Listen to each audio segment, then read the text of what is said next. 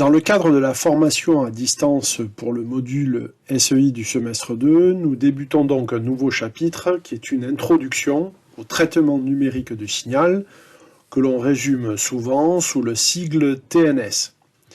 Ce chapitre sera constitué de plusieurs sous-chapitres que nous traiterons dans les semaines à venir. Dans cette présentation, nous allons donc aborder la première partie concernant l'échantillonnage qui nous conduira à justifier la structure d'une chaîne de traitement numérique du signal. Et cette présentation va enfin être l'occasion de reparler du fameux théorème de Shannon que nous avons rencontré en ce début de semestre.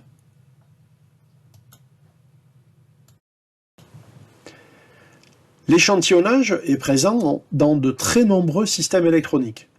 Comme je viens de le dire, c'est à l'occasion de l'analyse fréquentielle FFT sur les oscilloscopes numériques que nous avons parlé pour la première fois d'échantillonnage dans ce semestre 2. Le principe de cet analyseur consiste à effectuer un calcul avec un algorithme spécifique, FFT, en utilisant les échantillons que l'on prélève sur le signal d'entrée et que l'on stocke en mémoire. En réglant la base de temps de l'oscilloscope, on fixe la fréquence d'échantillonnage dont la valeur est très importante pour l'analyse fréquentielle. Si vous regardez votre carte son et notamment les paramètres, eh bien vous allez voir qu'il est aussi question de fréquence d'échantillonnage et de nombre de bits liés à la numérisation. Bref, en fait, dans beaucoup de systèmes électroniques, cette notion et cette opération d'échantillonnage est évidemment primordiale et on aura l'occasion de voir d'autres exemples sur les exercices qui seront proposés à la suite de ce cours.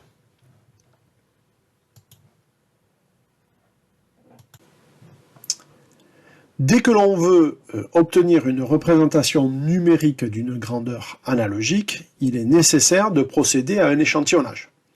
Chaque échantillon est ensuite converti en une grandeur numérique par l'intermédiaire d'un convertisseur analogique numérique, permettant ainsi d'obtenir un signal que l'on appelle numérique.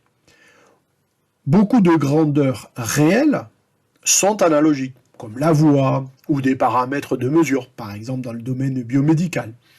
Nous avons déjà étudié quelques fonctions simples qui permettent de traiter directement cette information analogique, comme les amplificateurs, les filtres.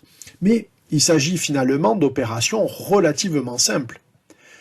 L'idée qui consiste à traduire l'information analogique en une information numérique va nous permettre d'utiliser les puissances des calculs numériques qui sont très importantes afin d'effectuer des opérations que nous ne pourrions pas effectuer directement dans le monde analogique.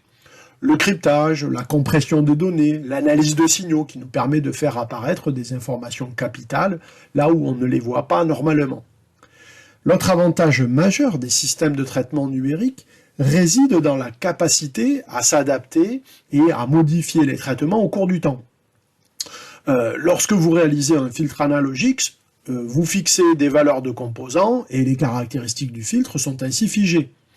Dans le domaine numérique, on verra qu'il est possible de faire évoluer ces traitements et puis par ailleurs, on pourra obtenir une très bonne précision et une excellente reproductibilité que l'on n'obtient pas forcément en utilisant dans le domaine analogique des résistances à 5% et des condensateurs à 10%. Alors, même si le traitement analogique est toujours présent dans les systèmes électroniques, il est indispensable de s'intéresser au traitement numérique des signaux, mais une question doit quand même être posée. Lorsque l'on échantillonne, on ne prélève finalement que le signal uniquement à quelques instants. Et donc, est-ce que l'on ne perd pas de l'information à travers cette opération d'échantillonnage? Nous allons donc tâcher de répondre à cette question en étudiant de plus près cette opération d'échantillonnage.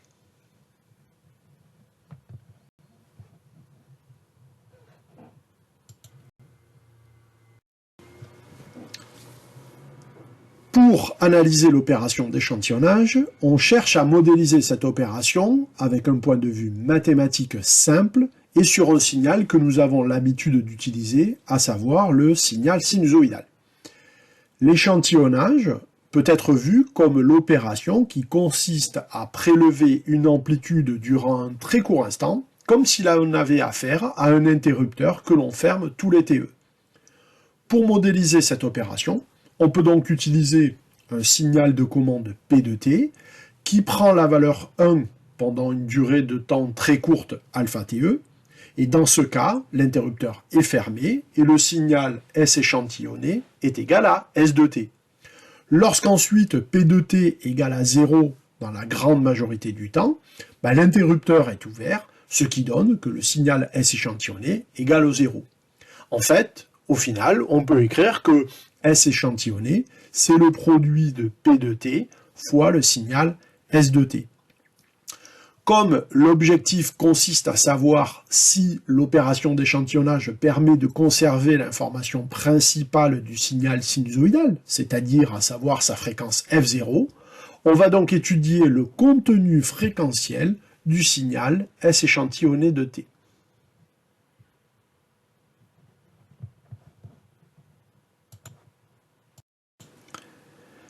Comme P de T est périodique, il est décomposable en série de foyers. Et l'on donne ici son expression que l'on peut utiliser dans celle de S échantillonné en prenant bien évidemment U égale à 1. Donc S échantillonné, c'est S de T fois P de T.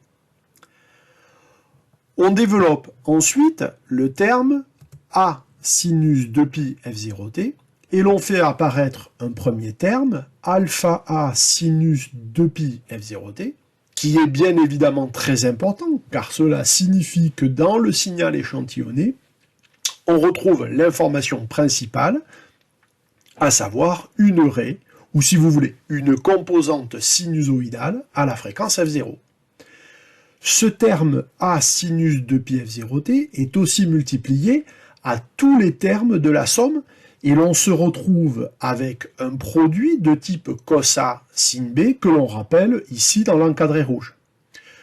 Comme à chaque fois, avec le produit de signaux sinusoïdaux en cos ou en sin, on obtient toujours une somme et une différence des fréquences.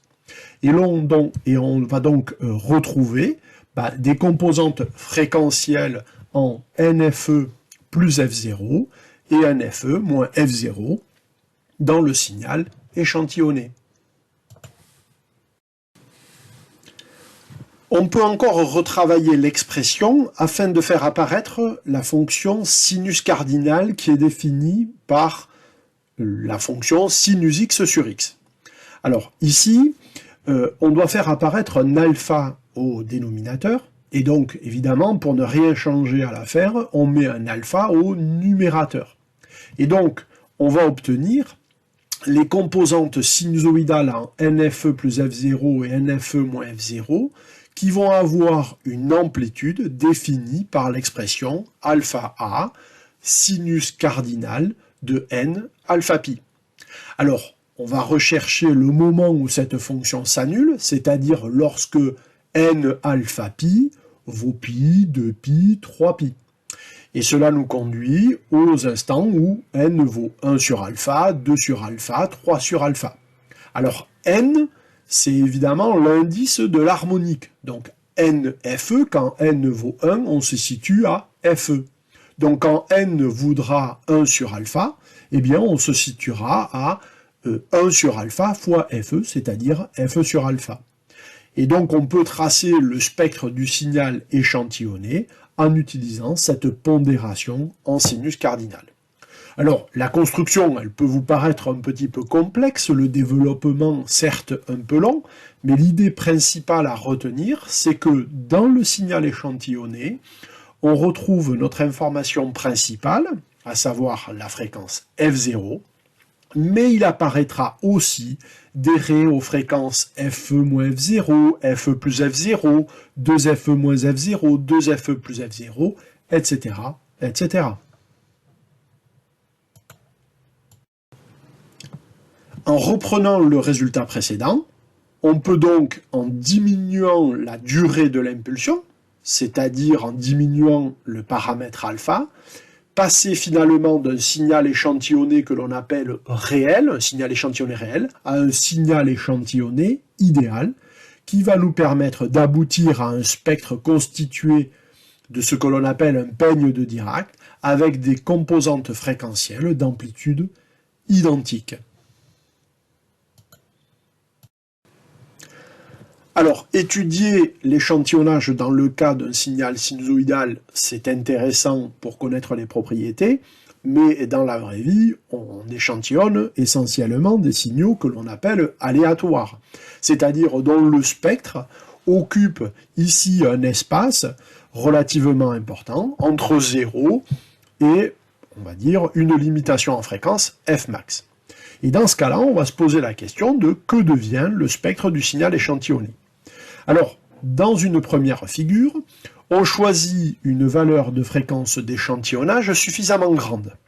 On va bien évidemment retrouver l'information principale entre 0 et Fmax, mais l'on va aussi obtenir le spectre de façon symétrique autour de Fe, en ayant évidemment des composantes en Fe-F1, Fe plus F1, Fe-F2, Fe plus F2, donc qui sont là pour vous permettre de comprendre la construction de ce spectre. Dans ce premier cas, évidemment, tout se passe relativement bien.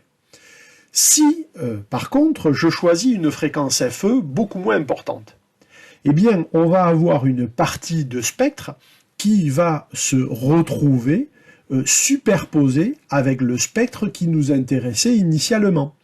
En effet, si vous avez Fe moins Fmax qui est inférieur à Fmax, eh bien vous avez toute une partie que l'on appelle repliée. Donc ce phénomène porte le nom de repliement de spectre, qui sera synonyme de dégradation et de perte d'information. Et donc finalement, pour ne pas avoir ce repliement de spectre, il faut simplement veiller à ce que Fe moins Fmax soit supérieur à Fmax, que l'on peut réécrire très simplement Fe supérieur à 2 Fmax. Voilà donc une relation à respecter pour conserver l'information dans le cas d'un échantillonnage.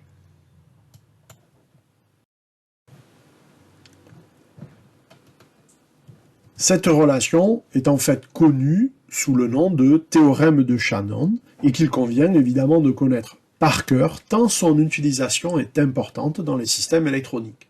Donc, lorsqu'on échantillonne un signal analogique dont le spectre est borné, c'est-à-dire compris entre 0 et Fmax, eh bien, il faut choisir une fréquence d'échantillonnage Fe au moins 2 fois plus grande que Fmax, de telle sorte à ce que Fe soit supérieur à 2 Fmax.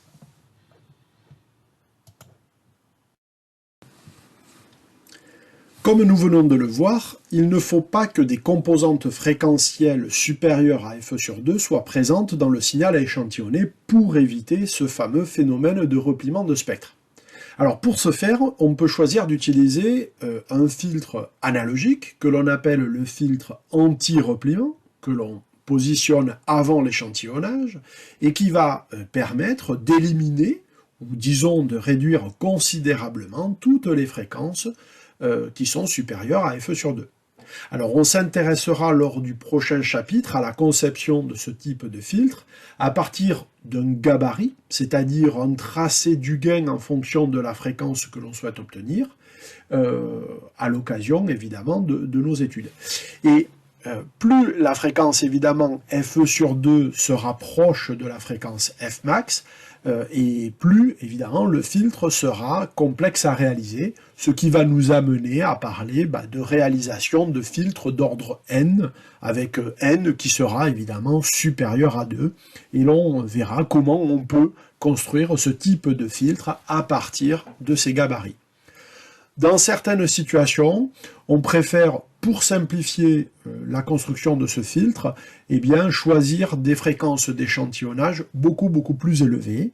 Mais évidemment, cela entraîne d'autres considérations que nous traiterons évidemment un peu plus tard, mais pas dans le cadre de cette introduction aux chaînes de TNS.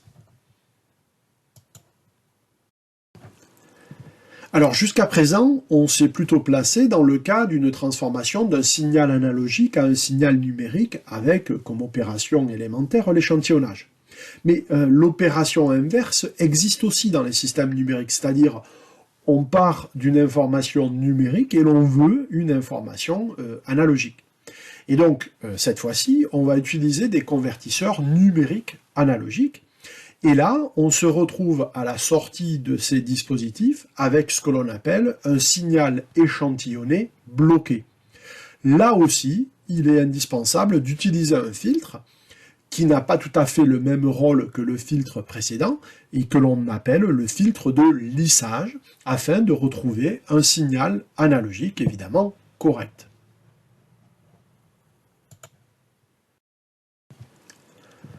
Lorsqu'on souhaite analyser le spectre d'un signal échantillonné bloqué, on montre en fait que l'opération bloqueur, c'est-à-dire le maintien de la tension entre deux échantillons, s'apparente à une opération de type filtrage, de type sinus cardinal, comme le montre le relevé sur la diapo.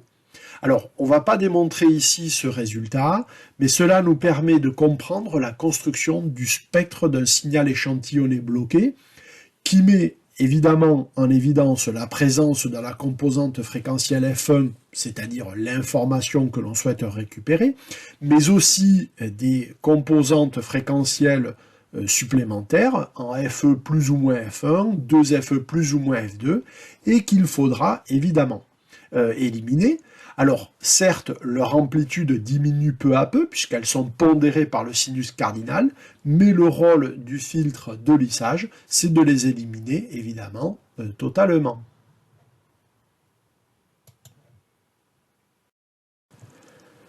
Alors, en résumé, lorsque l'on parle d'une chaîne de traitement numérique du signal, où l'on passe de l'acquisition d'un signal analogique à sa restitution, avec évidemment un traitement numérique entre les deux, eh bien, il est important de faire appel à deux filtres dont les objectifs sont bien évidemment différents. En entrée, vous avez le filtre anti-repliement, et en sortie, le filtre de lissage.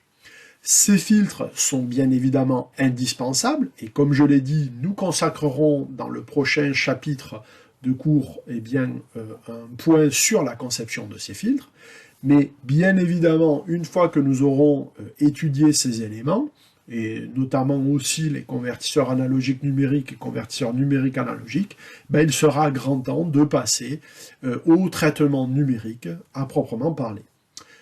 Je vous remercie pour votre attention.